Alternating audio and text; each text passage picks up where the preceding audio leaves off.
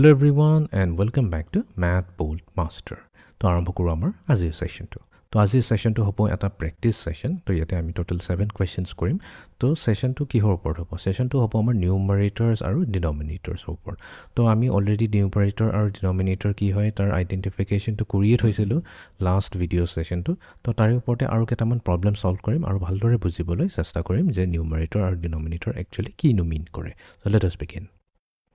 First question. Yete hudise, what does 6 represent in 2 divided by 6 বা 2 over 6 বা 2 by 6, 2 out of 6? Yata the fraction dise 2 by 6. Amak hudise yate ei 6 to ki mean kore? Ami jano etu to hoise amar denominator, etu hoise amar denominator aru etu hoise amar numerator. ঠিক আছে এতিয়া denominator কি হৈছে এটা যদি whole part থাকে তো সেই হোল পাৰ্টত কেইটা ইকুৱেল পাৰ্ট থাকে এই এটা হোলত কেইটা ইকুৱেল পাৰ্ট থাকে হেতুৱে হৈছে আমাৰ তলৰ ডিনমিনেটৰটো তো হেতুকে come the number of equal parts in one whole তো এই হ'ব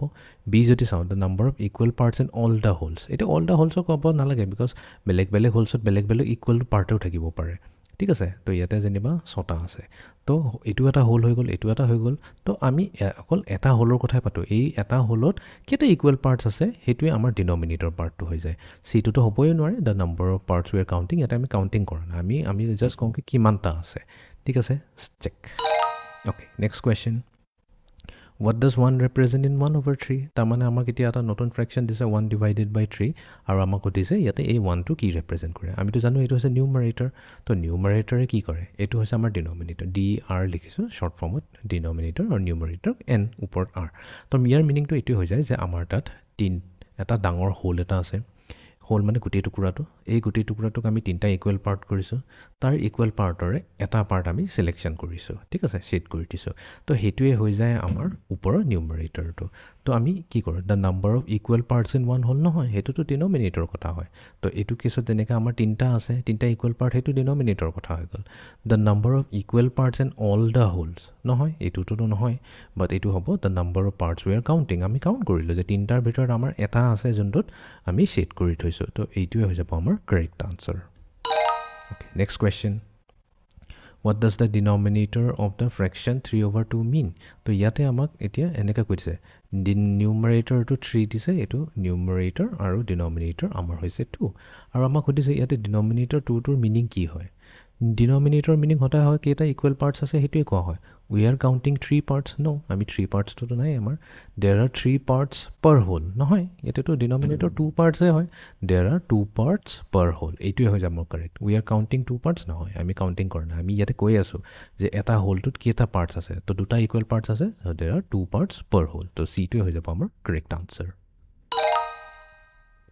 so what does the numerator of the fraction 10 over 6 means এতিয়া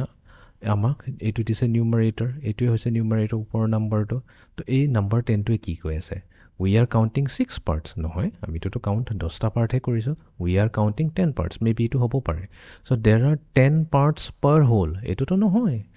10টা পাৰ্ট আছে তাৰমানে 10টা পাৰ্ট এটা হলত 10টা পাৰ্ট আছে নো এটা পাৰ্টত একচুয়ালি 6টা হে আছে তলৰ ডিনমিনেটৰটো হে কয় so there are 6 parts per whole এটো তো ঠিক আছে এটো তো স্টেটমেন্টটো কাৰেক্ট হয় স্টেটমেন্টটো কাৰেক্ট হয় বাট আমাক ডিনমিনেটৰ কথাটো সোধা নাই আমাক নিউমাৰেটৰ কথাহে সুধিছে তো এটো হ'ব নোৱাৰে which means b এ হৈ যাব আমাৰ কাৰেক্ট আনসাৰ so actually এটো হয়ে ট্ৰু because আমি নিউমাৰেটৰ হতাই কাউন্টিং কৰো so we are counting 10 parts ঠিক আছে নেক্সট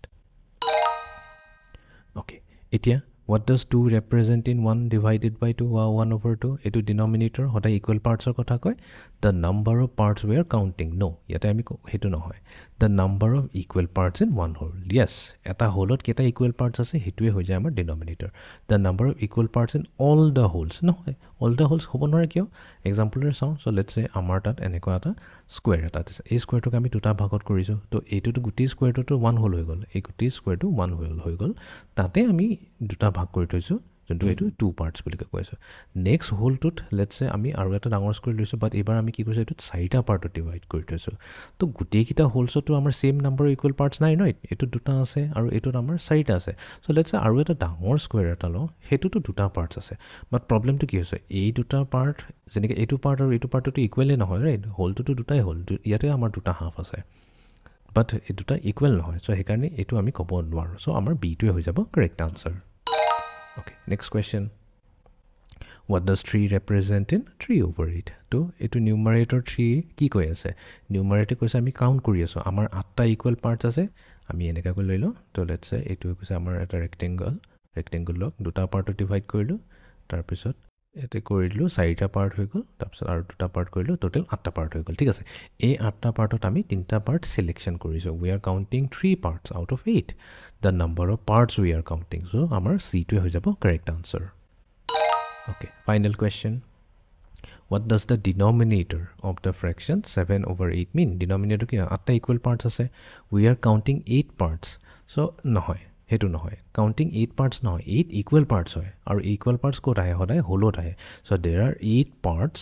per whole তাৰ মানে এটা হোলত আমাৰ 8টা পাৰ্ট আছে তো এইটোই হ'ব তো 7 টো হ'ব নোৱাৰি ইয়াতে তো আমি 7 কাউন্টিং কৰা নাই 7 parts per whole নহয় কাৰণ তলত 8 হে আছে 8টা equal parts আছে 7টা তো নাই so এইকাৰণে C টোৱে হৈ যাব আমাৰ correct answer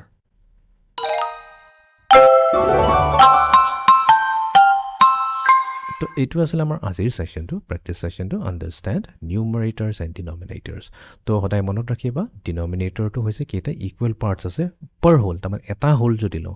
এটা স্কয়াৰ বা এটা সাৰ্কেল বা এটা হোল যোনটো দিয়া থাকিব তাতে কেটা ইকুৱেল পাৰ্টস আছে হেতু ডিনোমিনেটৰত লিখা যায় আৰু যোনটো নিউমাৰেটৰত আমি কেটা কাউন্টিং কৰিলো কেটা সিলেক্ট কৰিলো হেতু হৈ যায় আমাৰ নিউমাৰেটৰ তো আমাৰ আজিৰ সেশনটো কিন্তু সমাপ্ত কৰিলো so see in the next session thank U